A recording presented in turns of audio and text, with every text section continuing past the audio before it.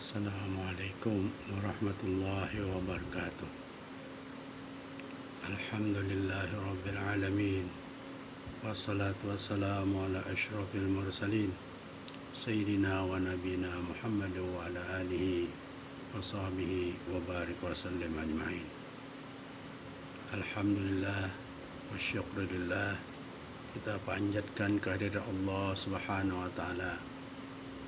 Hingga sampai saat ini kita masih diberikan umur yang panjang dan diberikan sehat dan walafiat. Kita akan meneruskan kajian tentang surah Al-Fatihah. Kajian kita malam ini membahas tentang ayat kedua dari surah Al-Fatihah, yakni Alhamdulillahi Rabbil Alamin. Alhamdu itu adalah isim. Ciri isim adalah ada alif lam. Kemudian berikutnya li. Li adalah bijarin atau huruf jar. Setelahnya adalah isim dan harus baris bawah. Berikutnya adalah lillahi, asalnya Allahu. Karena ada huruf jar jadi lillahi. Alhamdulillahi, segala puji bagi Allah. Rabbun. Rabbun asalnya Rabbun dalam bentuk nakirah, tapi karena tadi dia tawabi mengikut kepada lillahi, jadi Rabbi. Rabbi artinya Tuhan. Al-alamin. Al-alamin ya ini yakni isim. Karena juga ada alif lam. Jadi alhamdulillahi rabbil alamin artinya segala puji bagi Allah Tuhan semesta alam. Alhamdu segala puji. Memuji orang adalah karena perbuatannya yang baik yang dikerjakannya dengan kemauan sendiri. Maka memuji Allah berarti menyanjungnya karena perbuatannya yang baik. Lain halnya dengan syukur yang berarti mengakui keutamaan seseorang terhadap nikmat yang diberikannya. Kita menghadapkan segala puji bagi Allah ialah karena Allah sumber dari segala kebaikan yang patut dipuji. Rabb atau Tuhan berarti Tuhan yang ditaati, yang memiliki, mendidik dan memelihara. Lafaz Rabb tidak dapat dipakai selain untuk Tuhan, kecuali kalau ada sambungannya seperti Rabbul Bait, tuan rumah. Al-alamin artinya semesta alam. Semua yang diciptakan Tuhan yang terdiri dari berbagai jenis dan macam, seperti alam manusia, alam hewan, alam tumbuh-tumbuhan, benda-benda mati dan sebagainya. Allah pencipta semua alam-alam itu. Bapak Ibu, saudara sekalian. Kalimat alhamdulillah segala puji bagi Allah. Lafaz ayat ini merupakan kalimat berita. Dimaksud sebagai ungkapan pujian kepada Allah berikut pengertian yang terkandung di dalamnya, yaitu bahwa Allah Ta'ala adalah yang memiliki semua pujian yang diungkapkan oleh semua hambanya. Atau makna yang dimaksud ialah bahwa Allah Ta'ala itu adalah zat yang mereka puji. Lafaz Allah merupakan nama bagi zat yang berhak untuk disembah.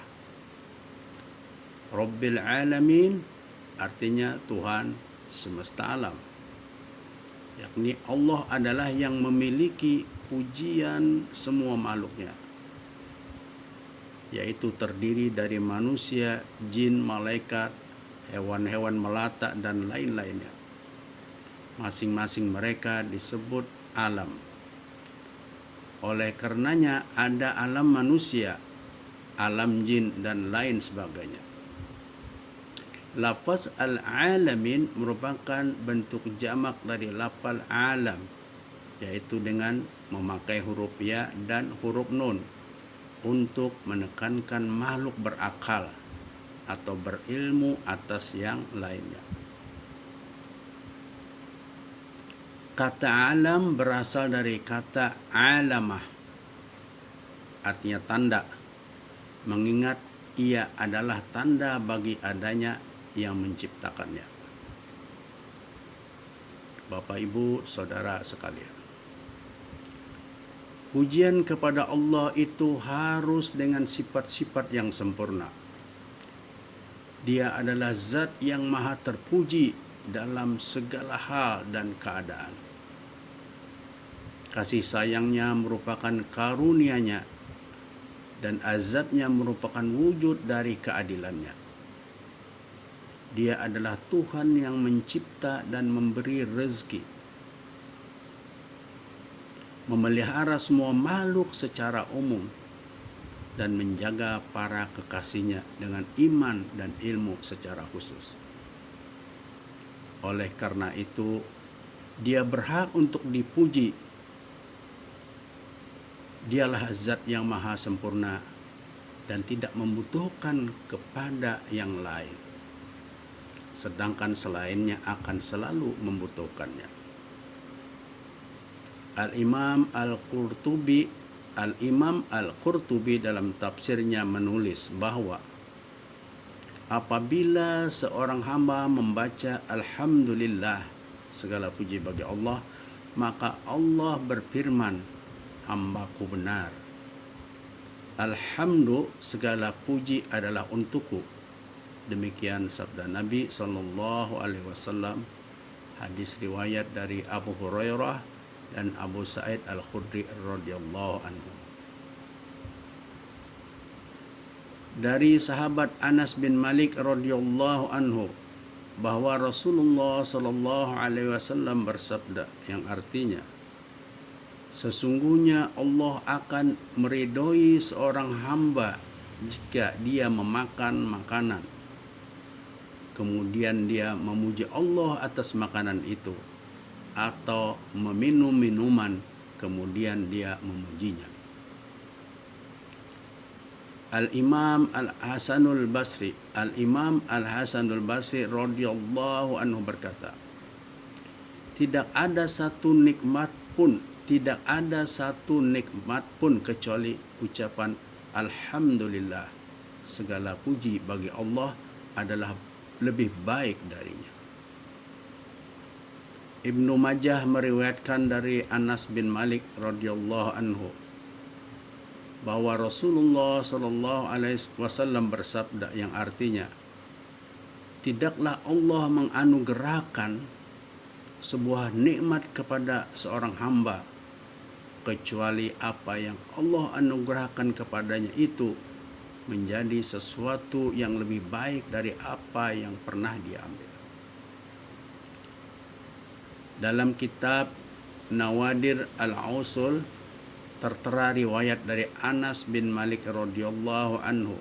Dia berkata, Rasulullah SAW bersabda, yang artinya, seandainya seluruh dunia berikut perhiasannya berada di tangan seorang lelaki dari umatku,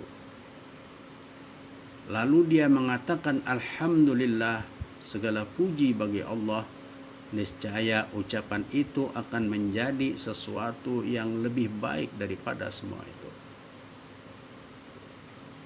Abu Abdillah berkata, makna hadis tersebut adalah bahwa orang itu telah diberikan dunia, kemudian setelah itu dia diberikan kalimat ini sehingga dia pun mengucapkannya. Maka kalimat ini pun menjadi sesuatu yang lebih baik daripada dunia seluruhnya. Sebab dunia itu fana, sedangkan kalimat ini adalah kekal, sehingga ia termasuk amalan kekal lagi baik. Sebagaimana Allah Subhanahu wa taala berfirman, "Wal baqiyatus salihatu khairun 'inda rabbika thawaban wa khairun amala." Yang artinya, tetapi amalan-amalan yang kekal lagi soleh adalah lebih baik pahalanya di sisi Tuhanmu, serta lebih baik untuk menjadi harapan. Surah Al-Kahfi, surah ke-18 ayat 46. Ibnu Katsir menulis di dalam tafsirnya tentang kalimat ini sebagai berikut.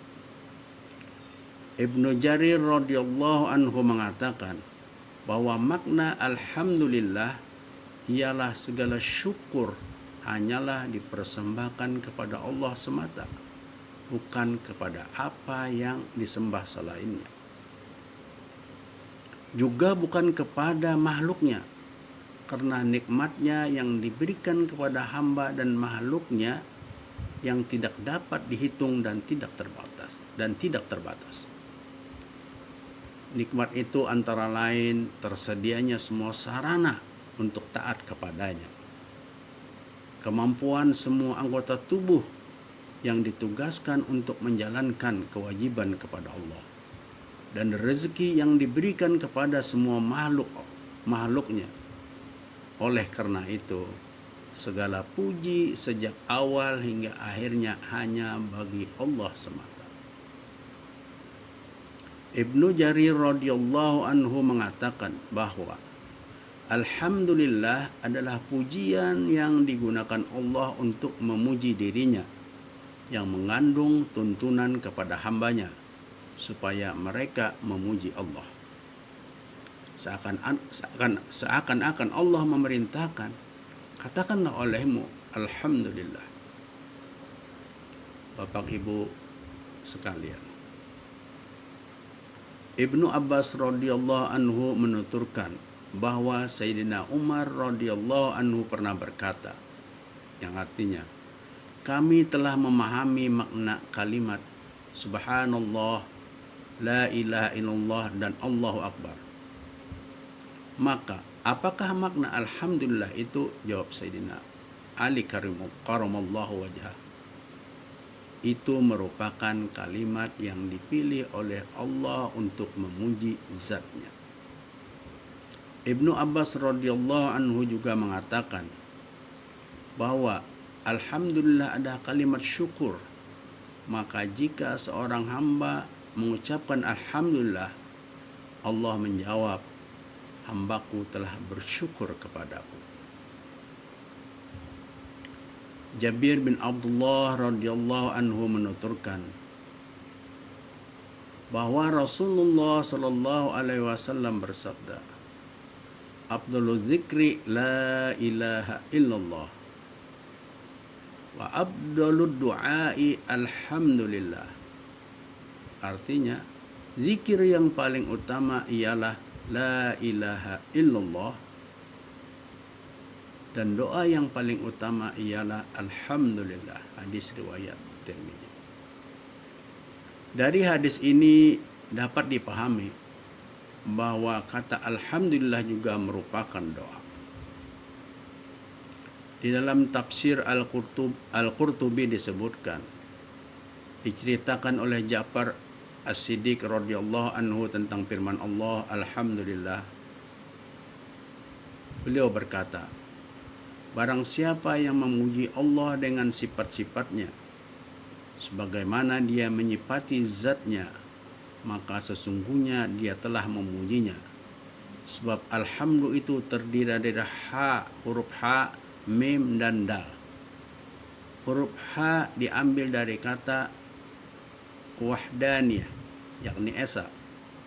Huruf mim diambil dari kata mulku, kerajaan atau kekuasaan. Dan huruf dal diambil dari kata daimumiyah, yakni kekal. Siapa yang mengetahui Allah Esa kekal dan memiliki kerajaan atau kekuasaan, maka sesungguhnya dia telah mengenalnya. Inilah hakikat alhamdulillah. Syakik bin Abdurrahim berkata bahwa tafsir firman Allah alhamdulillah itu ada tiga bentuk. Pertama, jika Allah memberikan sesuatu kepadamu, maka engkau tahu siapa yang memberimu. Kedua, hendaknya engkau ridho atas apa yang Allah berikan kepadamu. Ketiga, sepanjang kekuatannya ada dalam tubuhmu, maka janganlah engkau maksiat kepadanya. Inilah syarat-syarat pujian. Ibnu Katsir di dalam tafsirnya menulis bahwa Anas bin Malik radhiyallahu anhu mengatakan bahwa Nabi sallallahu alaihi wasallam bersabda, yang artinya tidak sekali-kali Allah memberikan suatu nikmat kepada seorang hamba lalu si hamba mengucapkan alhamdulillah, melainkan apa yang diberikan Allah yakni pahala lebih afdal daripada apa yang telah diterimanya. Hadis riwayat Ibnu Majah. Ibnu Umar radhiyallahu anhu mengatakan bahwa Rasulullah sallallahu alaihi wasallam pernah bercerita, ada seorang hamba Allah yang mengucapkan doa, "Ya Tuhanku, segala puji bagimu sebagaimana yang layak bagi kebesaran zat-Mu dan kebesaran kekuasaan-Mu." Kalimat ini menyulitkan bagi kedua malaikat yang mencatat amal manusia, sehingga kedua malaikat tidak mengetahui bagaimana mencatat pahalanya. Maka kedua malaikat itu naik menghadap Allah dan berkata, "Ya Tuhan kami, sesungguhnya ada seorang hamba mengucapkan pujian yang kami tidak mengetahui bagaimana mencatatnya." Allah bertanya, Dia Maha mengetahui apa yang diucapkan oleh hambanya. "Apakah yang diucapkan oleh hambaku?" Jawab kedua malaikat itu, "Ya Tuhanku, dia mengucapkan, Ya Rabbi lakal hamdu kama yanbaghi li jalalika wajhika azimi sultanik." Allah berfirman kepada kedua malaikat itu, "Catatlah sebagaimana yang diucapkannya sampai ia menghadap kepadaku, maka aku akan membalas pahalanya." Hadis riwayat Ibnu Majah. Allah sengaja memulai kitabnya dengan kalimat Alhamdulillahirabbil alamin, dengan maksud untuk menuntun hambanya bahwa setelah mengucap kalimat tiada Tuhan selain Allah, harus merasa bahwa segala puja dan puji itu hanya untuk Allah semata. Sebab alif dan lam dalam lafaz alhamdu menunjukkan makna yang mencakup segala jenis pujian hanya bagi Allah. Sebagaimana tersebut dalam sebuah hadis, "Ya Allah, hanya milik-Mulah segala puji dan hanya milik-Mulah semua kerajaan, serta di tangan kekuasaan-Mulah semua kebaikan, dan hanya kepada Engkaulah kembali semua urusan." Kata Robun artinya pemilik yang berhak sepenuhnya, juga berarti majikan yang memelihara serta menjamin kebaikan dan perbaikan. Kata alamun artinya segala sesuatu selain Allah, maka Allah adalah Rabb dari semua alam itu, yang artinya pencipta sekaligus yang memelihara. memperbaiki, dan menjamin. Sebagaimana tersebut dalam surah Asy-Syu'ara ayat 23 dan 24. Qala Fir'aunu wa ma rabbul alamin. Qala rabbus samawati wal ardh wa ma bainahuma in kuntum muqinin. Fir'aun bertanya, siapa Tuhan semesta alam itu? Musa menjawab, Tuhan pencipta langit dan bumi dan apa yang di antara keduanya. Itulah Tuhanmu, jika kamu sekalian orang-orang yang mempercayainya. Bapak Ibu sekalian, kata al-alam itu pecahan dari kata al-alamah atau tanda. Sebab keberadaan alam ini menunjukkan dan membuktikan adanya Allah, Tuhan yang menciptakannya. Profesor Dr. Quraisy Shihab dalam tafsirnya Al-Misbah menulis bahwa dalam basmalah terkandung pujian kepada Allah. Saya ulangi, dalam basmalah terkandung pujian kepada Allah Subhanahu wa taala. Antara lain dalam menampilkan kedua sifatnya Ar-Rahman dan Ar-Rahim. Kedua kata itu wajar jika pada ayat ini ditegaskan bahwa segala puji bagi Allah, apalagi karena Dia adalah pemelihara seluruh alam. Bapak Ibu sekalian, memuji Allah Subhanahu wa taala adalah luapan rasa syukur yang memenuhi jiwa seorang mukmin dikala mendengar namanya disebut. Karena keberadaan seseorang sejak semula di pentas bumi ini tidak lain kecuali limpahan nikmat ilahi yang mengundang rasa syukur dan pujian. Setiap kejapan, setiap saat, dan pada setiap langkah silih berganti anugerah.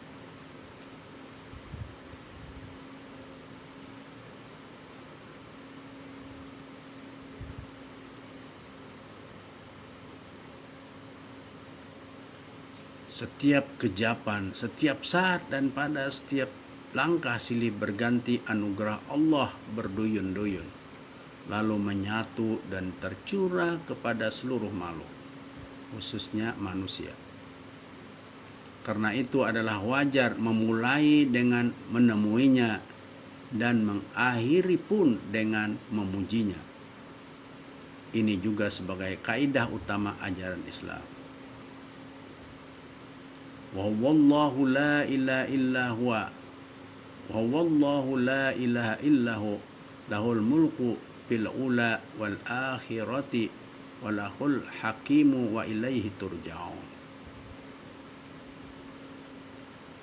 Dia Allah, tiada Tuhan selain Dia. Baginya saja segala puji sejak awal dalam kehidupan ini dan di akhirat nanti. Quran Surah Al-Qasas, surah ke-28 ayat 70. Kata alhamdu terdiri dari dua huruf, alif dan lam. Baca al bersama dengan hamdu. Dua huruf alif dan lam yang menghiasi kata hamdu oleh para pakar bahasa dinamai al-istighraq dalam arti mencakup segala sesuatu. Itu sebabnya alhamdulillahi seringkali diterjemahkan dengan segala puji bagi Allah. Alhamdu atau pujian adalah ucapan yang ditujukan kepada yang dipuji atas sikap atau perbuatannya yang baik, walau ia tidak memberi sesuatu kepada si pemuji. Di sini bedanya dengan kata syukur yang pada dasarnya digunakan untuk mengakui dengan tulus dan penuh hormat pemberian yang dianugerahkan oleh siapa yang disyukuri itu. Kesyukuran itu bermula dalam hati, kemudian melahirkan ucapan dan perbuatan. Ada 3 unsur dalam perbuatan yang harus dipenuhi oleh yang dipuji, sehingga dia wajar mendapat pujian. Pertama, indah atau baik. Kedua, dilakukan dengan sadar. Dan ketiga, tidak terpaksa atau dipaksa. Kata alhamdu dalam surah Al-Fatihah ini ditujukan kepada Allah Subhanahu wa taala. Ini berarti bahwa Allah dalam segala perbuatannya telah memenuhi ketiga unsur yang disebutkan di atas. Pada kata alhamdulillah, segala puji bagi Allah, huruf lam itu adalah bagi, yang menyertai kata Allah mengandung makna penghususan baginya. Ini berarti bahwa segala pujian hanya wajar dipersembahkan kepada Allah Subhanahu wa taala. Dia dipuji karena dia menciptakan segala sesuatu, dan segalanya diciptakannya dengan baik serta dengan penuh kesadaran tanpa paksaan. Kalau demikian, segala perbuatannya terpuji, dan segala yang terpuji merupakan perbuatannya juga, sehingga wajar jika kita mengucapkan segala puji hanya bagi Allah semata. Jika kita memuji seseorang karena kekayaannya, yang terlebih dahulu harus dipuji adalah Allah yang menganugerahkan kepadanya kekayaan. Karena yang dilakukan manusia tidak lain kecuali rekayasa dari bahan mentah yang dihamparkan Allah di dalam alam semesta ini. Hasil-hasil produksi tidak lain hanya rekayasa bahan mentah yang diciptakannya itu. Kalau demikian, segala puji dalam bidang ini pun harus tertuju kepadanya. Jika kita memuji kedermawanan seseorang, Allah yang lebih wajar kita puji, karena apa yang disumbangkannya adalah dari anugerah Allah. Bahkan kerelaannya menyumbang adalah karena Allah menganugerahkan hatinya untuk itu. Kekuasaan yang dianugerahkan kepada seseorang, demikian itu juga halnya. Secara tegas Al-Quran memerintahkan Nabi Shallallahu Alaihi Wasallam dan kita semua untuk berucap. Secara tegas Al-Quran dan memerintahkan Nabi Sallallahu Alaihi Wasallam dan kita semua untuk berucap. Qulillahumma malikal mulki tu'til mulka man tasha wa tanji'ul mulka mimman tasha wa tu'izzu man tasha wa tujillu man tasha biyadikal khairu innaka ala kulli syai'in qadir. Artinya, katakanlah, ya Allah pemilik kekuasaan, Engkau menganugerahkan kekuasaan bagi siapa yang Engkau kehendaki, dan mencabut kekuasaan dari siapa yang Engkau kehendaki. Engkau muliakan siapa yang Engkau kehendaki, dan merendahkan siapa yang Engkau kehendaki. Dalam genggaman kekuasaanmu kebajikan, sesungguhnya Engkau berkuasa atas segala sesuatu. Quran Surah Ali Imran ayat 3, Surah Al Imran surah ketiga ayat 26. Lanjutan ayat ini menyatakan bahwa Allah Rabbul Alamin, kata Rabb seakar dengan kata tarbiyah, yaitu mengarahkan sesuatu tahap demi tahap menuju kesempurnaan, kejadian dan fungsinya. Bisa juga berarti memiliki, walaupun pendapat pertama lebih baik apabila kepemilikan Allah disebut secara tegas pada ayat keempat surah Al-Fatihah.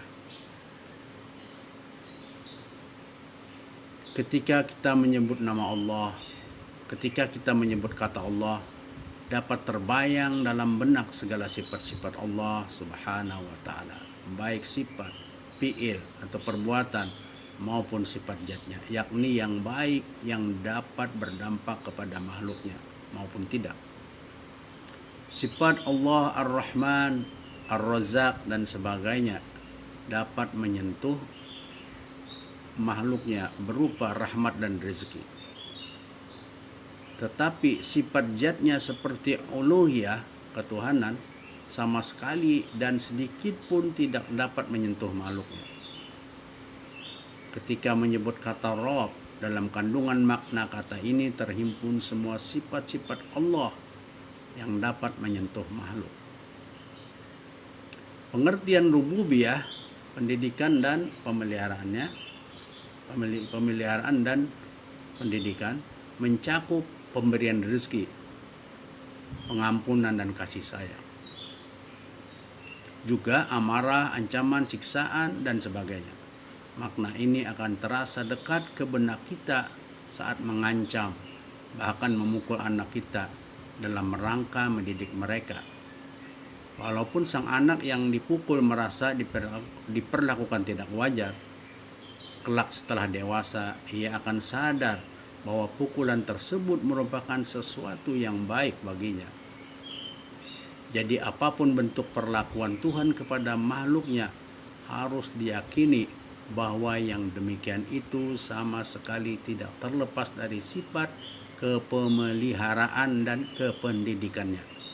Walau perlakuan itu dinilai oleh keterbatasan nalar manusia sebagai sesuatu yang negatif. Ini berarti bahwa ketetapannya yang terlihat oleh kacamata manusia sebagai negatif pada dasarnya tidak terlepas dari pemeliharaan dan pendidikannya.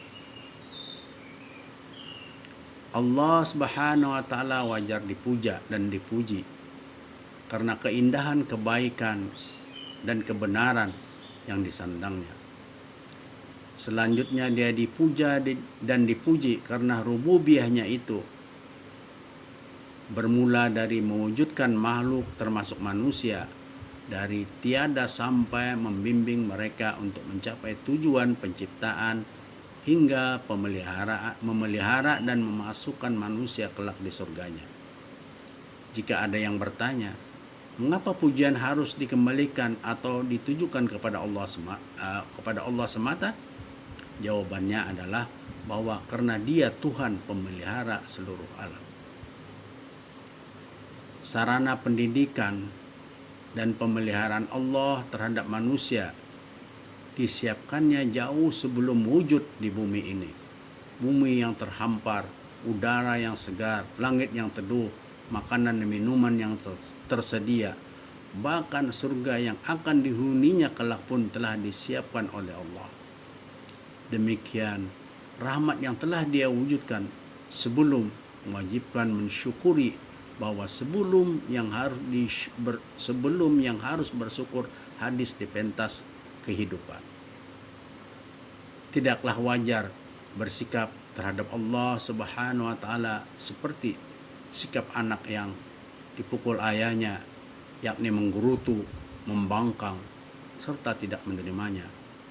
Setiap pengucap alhamdulillah harus sadar bahwa segala yang datang dari Tuhan yang Maha Esa selalu terpuji.